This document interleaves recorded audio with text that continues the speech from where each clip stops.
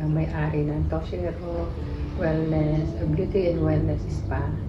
At malapit po kami sa Pag-asa, katabi po halos ng SSS Pag-asa. So, first question po, anong wellness goal and karaniwan ng wellness tourist na inalagaan mo at paano mo ina-adjust ang massage technique mo para dito? Minsan kasi meron kami turista. Foreigner din siya pero may edad na. So hindi siya pwede sa ina-assess kasi namin yan eh. Kahit foreigner o hindi foreigner, ina-assess namin sila para malaman namin kung ano yung dapat na tinatanong namin kung ano yung masakit sa kanila. Usually yung iba frozen shoulder, may sciatic na problem.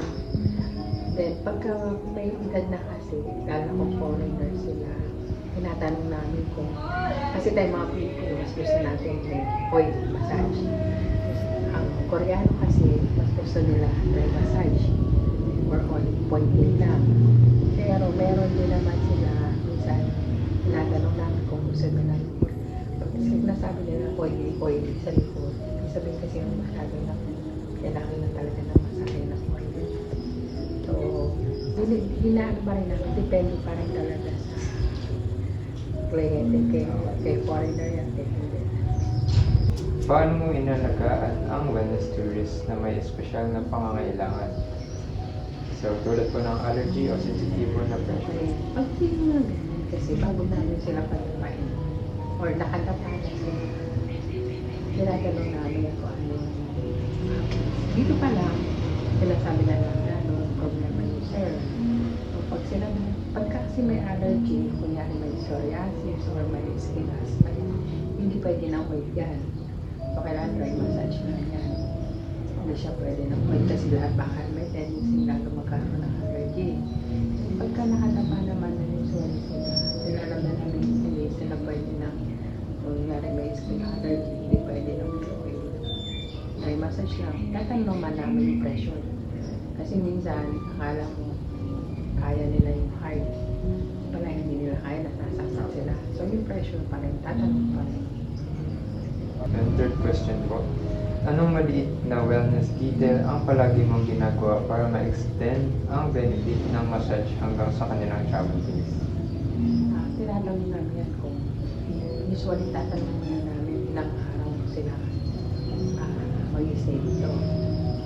Then, kung kaya ba nila na kasi lalo na kung stick yung muscle, na lang tutulogin. Pero usually, kung may tumatanda sila, ginaan namin, konti-konti parang naka-therapy sila. Yun ang ano doon. Pero kung maisipan sila, tinatanong namin kung kaya nila lang. Kung saan, kasi masakit yan pagka minsan gawa sa kanila. So, fourth question po, paano mo naiiba ang pag-alaga sa wellness tourist kumpara sa local na bisita? Ay, wala. Same pa rin. Same pa rin. Hindi, ang spa namin, hindi kami after consider yung foreigner siya kung Pilipino. Quality service, kay Pilipino siya, kay foreigner siya, dapat pantay. At anong at-home wellness tip ang palagi mong ibinabahagi sa wellness tourist habang naglalakbay? Wala naman masyado. Kasi para ba ano lang wag lang masyado nilang pinapagod na lakad na lakad. Kasi yun yung number one concept. Muscle cramps. Lalo pag mga dorse, mahilig niya maglalakad. So, ang ano lang namin, mas usually, hindi namin dagdagan ng massage pa. So, sixth question po. Meron ka bang wellness tourist na nagsabi na ang massage mo ay highlights ng kanilang trip? O anong part ang naging special? Wala naman. Kasi wala naman silang masyadong sinabi. Ang ano lang namin, is na-observe lang namin yung turista na yon, bumabalik sila hanggat hindi pa sila pa. Hindi kami masyadong nag-open. Gusto sila ng ano, yung friendly lang kami. So, next question po.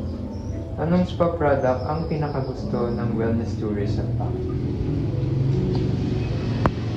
Kami particular na kasi hindi sila more on Filipino na para bang package. Kasi sa kanila, mamasaya lang sila, marinig lang sila. Hindi katulad sa ating mga Pilipino, nag-inquire ng mga package. Paano mo tinitiyak na ang massage mo ay tugma sa relax at rejuvenate na brand ng spa para sa mga tourists? Yung number one na sinasabi ko, ina-assess namin sila. Hindi basta kasi katawan yan. Hindi ka pwedeng basta-basta nagmamatahe lang. Kasi may time na yun na akala mo hard siya dito, soft pala siya. So ina-assess namin. At ano lang, pinapakiramdaman din. Hindi ka pwedeng balat lang yung balat. Gusto mo lang mag-massage siya. Kasi makikiramdam ka rin sa client. Okay po. Then, anong bagay ang natutunan mo mula sa wellness tourists para mapabuti ang inyong service? Ito, yung mga ano nila, yung kwento nila na kasi nagkukwento sila hindi yung ganito sa time na ganyan, ganito sa masahe. So, kung ano yung pwede natin mahanap sa kanila, yan, pwede pala dito to. Pwede sa atin rin yung ganong technique or ganong suggestion. So, minsan, may natututunan ka rin sa mga foreigner. And last question po. Anong bagay ang gusto mong malaman ng wellness tourists bago magpamassage para makuha nila ang maximum benefit? Yung mga i-assess namin sila din, sasabihin namin yung do's and don'ts nila. Kasi hindi pwede. Dahil pumunta ka, at pag tinanong ka na ay masakit ang ulo mo, nahihilo ka, pwede ka na magpamasahe. Kasi hindi applicable na sa lahat ng tao. Masahe. Minsan, sa kuya pa palang inaatake ng high blood. So, hindi massage yun kasi lalo pang high blood dito. So, meron yung mga depende kasi face-to-face basis. Hindi mo pwede masabi applicable sa mga halal na yun. Okay po. Thank you so much po. Okay.